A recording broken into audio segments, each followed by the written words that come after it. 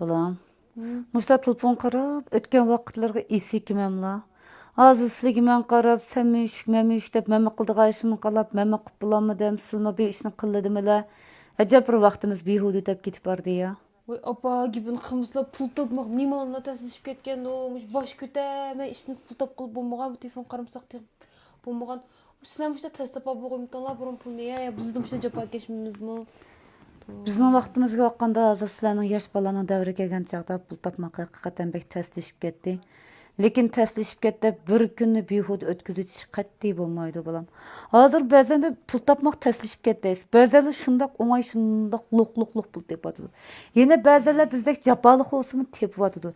Lekin ba'zanlar topay sapadigan imkoniyatni topolmaydi. Yana ba'zanlar qanday qiladi? Bir kun atigan qopsa, "Ey belim og'rib qopdi" deydi. Bir kun qop putim og'rib qopdi deydi. Bir kun ish xo'shaqmat deb o'zini bezlab kundalik o'tgan vaqtni behuda bir kun ish xo'shaqmadi, bir kun bu yerlarim og'ir deb vaqtni shunday behuda o'tkazadi. Amaliyotda izdansi bo'ladi-ku. Izdansi bo'ladi. Nimishqa yer berim og'riydi, nimishqa ish xo'shaqmaydi degandek. Ular qanday izlindi apa? Hay balamış, gapmi? Qanday gap bo'lib ketdi, qanday izlindi deb. Bu nemish put qo'l og'riydi bilamla. Odamning tashmiga so'g'oq eshib ketsamış qilqan tumula tarayib olsa, qonning aylanishi ravon bo'lmaysi sababidan put qo'l ish urishadigan, badan eg'irish, vurun bo'lib qolgan ek vallahi. Yana anandaki mash badanning so'g'oq angizish kelsa, o'ltaga yerda o'ltagancha o'tirib, ma taqimlari ta'lab, ishdan ko'ynaklar ta'lab, ma bachiq chapib qolgan ishmi bor. Nemishqa o'ltaga yerda o'tirib, bas ish xo'shaqmay, qop xo'shaqmasa aşında işi var.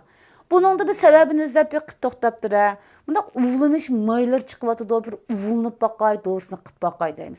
Yana ba'zi ayollar bor. Mening aytdim molu, shu berim shu deb ketdi, bir attingin siqib, aylar shash qopsang bo'lmamda, tamoqni qash etsang bo'lmamda desa, a ketdi bola yig'lab uxlamasa da. Dey shu yig'lab ketgan bola nima ish yig'laydi deb, bolani degani maylaymiz. Maylab qiling keyin uxlab yatqizib qo'ysak, bola deganning ta'lashning oldini oladi, yig'lashning oldini oladi, bolaning so'g'oq angizish kelsa, tishli g'ujurlaydigan ochiq yomon sapra bo'lib, jini ichib patmay, mijoz usul bo'lib, yig'lang'ulab qoladi.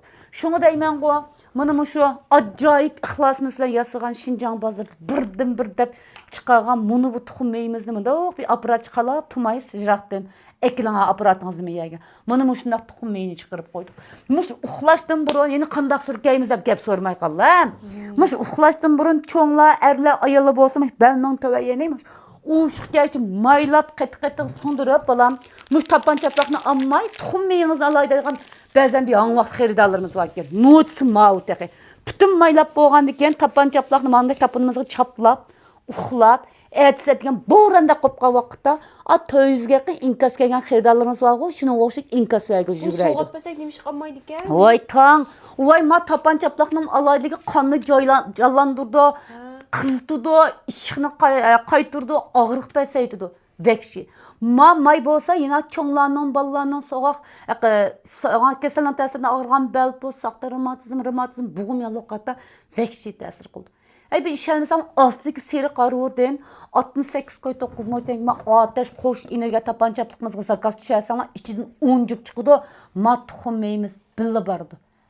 Alamat may xalqim achay kuzangni ata uzangni.